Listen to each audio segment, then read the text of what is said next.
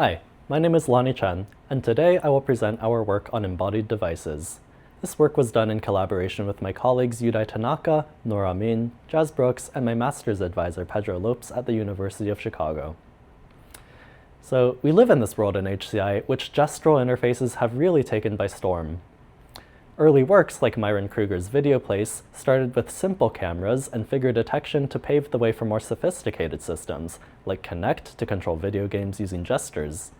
And today, even watches contain accelerometers to enable gestural interfaces.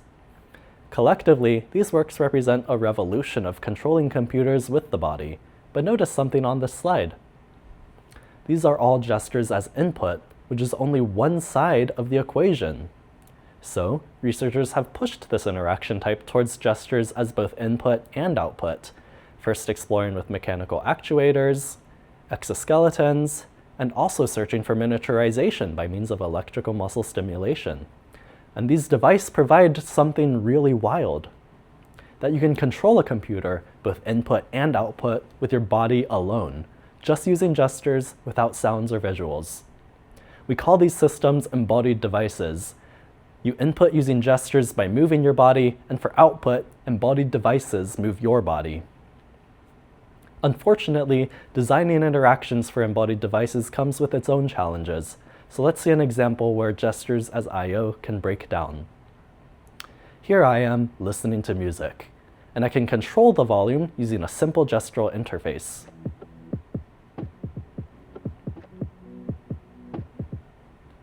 But I can't hold my hand here forever, so I dismiss the interface by tapping my thumb, and I go do something else.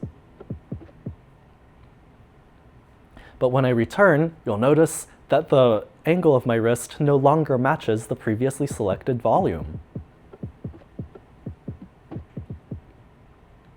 So when I re-invoke the interface, the volume instantly jumps and surprises me.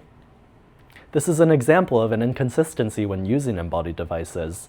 When I return to the interface, my body's pose no longer matches the pose from when I dismissed. This inconsistency led to an incorrect input, which ultimately harms input accuracy. So how do we solve these inconsistencies?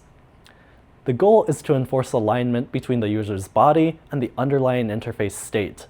Electrical muscle stimulation enables us to do just that by physically moving the user's limbs. The first problem arises at the very moment of invocation. Since the user's pose is constantly changing, it is unlikely to reflect the system's state at this moment. In our previous example, this caused a sudden jump in the volume. So let's go back to our user.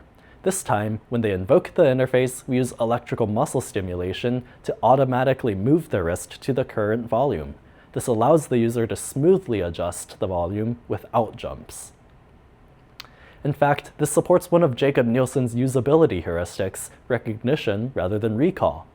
I find this really interesting because we often design emergent interfaces without considering that these long-standing time-tested pieces of UI knowledge, like Nielsen's usability heuristics, also apply to these totally new domains.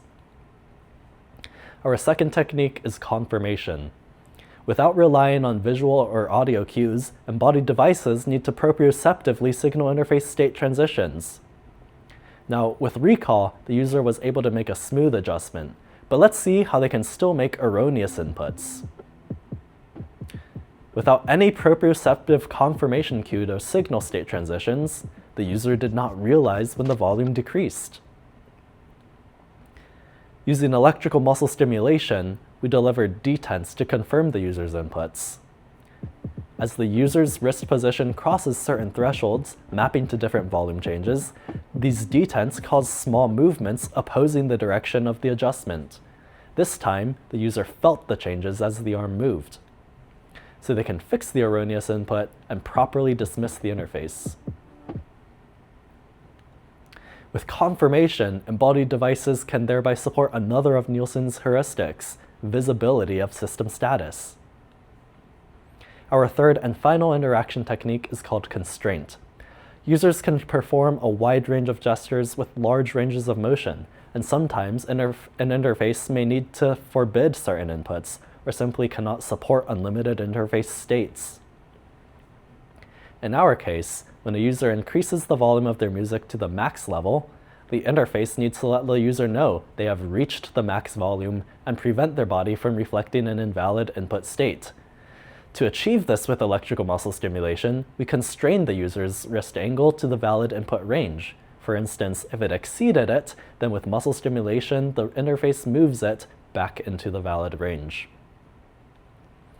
Constraint supports yet another of Nielsen's heuristics, error prevention.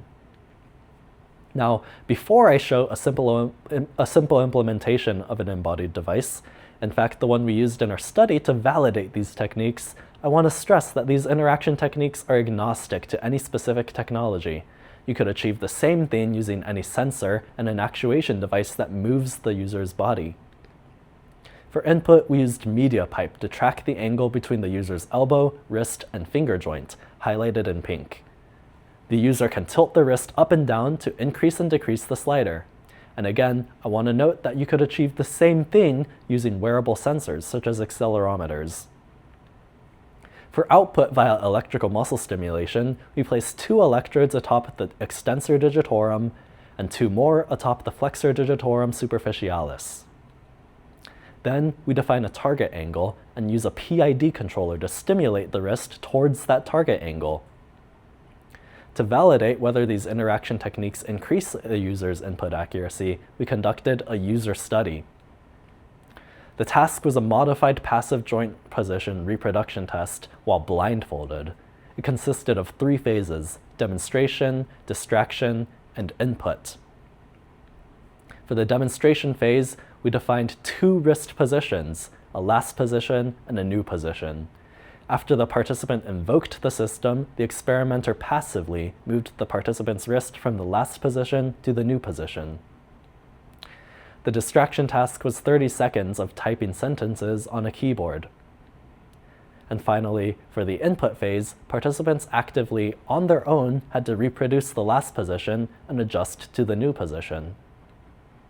Participants performed the task under 5 conditions: a baseline with no electrical muscle stimulation, recall on its own, confirmation only, constraint only, and under a combination of all 3 techniques. We found that the combination of all 3 techniques together significantly reduced input error compared to baseline by about 40%. Moreover, participants rated their confidence in their inputs 50% higher than baseline under the combined condition. These results suggest synergistic benefits of the techniques, since no technique in isolation greatly increased input accuracy. All right, so why does this matter? First, embodied devices offer a new class of devices that could excel at extreme scenarios such as eyes and ears free. And although I focused on extreme cases of completely muscle-based interactions, I'd argue that we are seeing a whole new generation of these pop up. Second, I focused narrowly on an embodied slider because I wanted to see if these techniques could improve input accuracy, and it did. In our short user study, untrained, inexperienced users who are not using embodied devices every day experienced a 40% increase. But that also begs the question, what other embodied devices are there? What if we extended these principles to other common GUI elements, like toggles, checkboxes, or radio buttons? Perhaps checkboxes could use recall to reflect multiple on and off states by flexing corresponding fingers. For instance, selecting toppings in a busy restaurant scenario. Or radio buttons could reflect the mutually exclusive nature of options by constraining the user to flex only one finger at a time, such as for selecting a playback speed of a podcast.